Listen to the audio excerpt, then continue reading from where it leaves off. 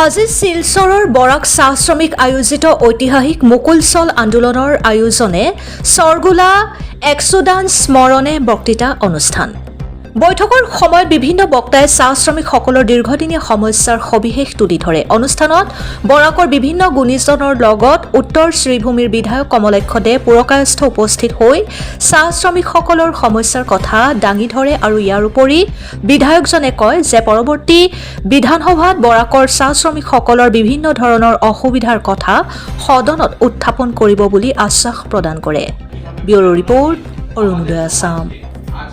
যারা কাজ করে গেছেন, যারা কাজের মাধ্যমে সমাজে প্রতিষ্ঠিত হয়েছে, আজকে 104 বছর আগে যারা আমাদের জন্য সেই অনেক প্রবলেম, অনেক অসুবিধা, অনেক নিজেকে প্রায় শহীদ করেছিলেন, মৃত্যু হয়েছিল ওদের, সেই মানুষগুলো সম্বন্ধে আজকে আলোচনা করছি। সেই মানুষের রিকগনিশনের জন্য, সেই মানুষকে সমাজে প্রতিষ্ঠিত করার জন্য, এবং আমি মনে করি ওদেরকে প্রতিষ্ঠিত করা মানে কি, ওদের এই সেই ইতিহাসকে প্রতিষ্ঠিত করা মানে কি, যে আজকের দিনে যে আজকে যারা শ্রমিক যারা আছেন, যারা বাগানের মানুষ যারা আছেন, যারা তাদেরকে প্রতিষ্ঠিত করা। তাই সামনের দিনে সেই ইতিহাসগুলো যাতে ঠিকভাবে আমরা বিধানসভায় গিয়ে যদি আমরা সেগুলো যাতে উত্থাপন করতে পারি, এবং বাস্তব সত্য হচ্ছে যেখানে ঘাট প্রতিঘাত নেই, যেখানে কোনো ধরনের আন্দোলন নেই, সেখানে কোনো ধরনের সে যে আলটিমেটলি যে চাওয়া পাওয়া, সেই চাওয়া পাওয়ার কথাগুলো থাকে না।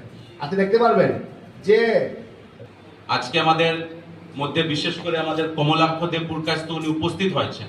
আমরা সবাই জানি উনি বিধানসভাতে অনেক ইস্যু, আমাদের বিশেষ করে বরাক উপত্যকার বিভিন্ন ইস্যু উনি তুলে ধরেন এবং খুব সুন্দরভাবে উনি উত্থাপন করেন বিধানসভায়।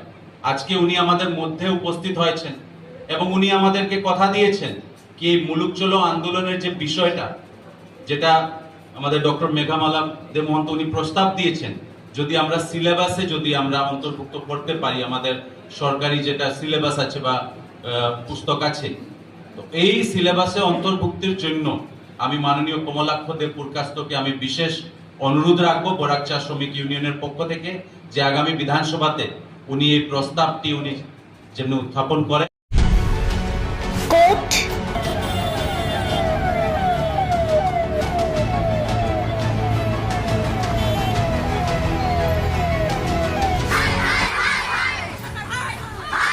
কিয়, কেনেকৈ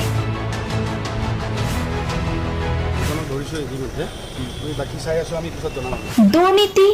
ৱাইফজনীয়ে কৈছে বোলে এওঁ মোৰ হাজবেণ্ড, আপুনি কোন হে ক'বলৈ এওঁ অবৈধ বুলি? অনিয়ম, ভ্ৰষ্টাচাৰ,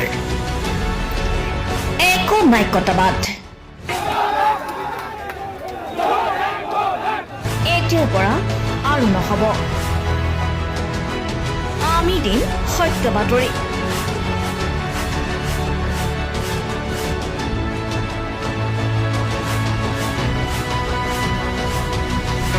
নিজকে সংস্থাপিত কৰাৰ বাবে শুদ্ধ ৰূপত নিৰ্ভীক নিৰপেক্ষতাৰে আমি সাজু।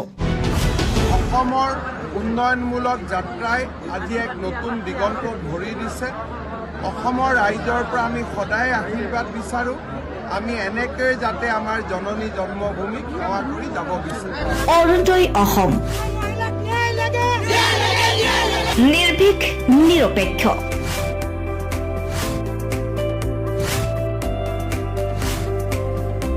ৰাইজৰ বাবে, ৰাইজৰ পক্ষত। অৰুণোদয় অসম। বিহুৰে তলিতে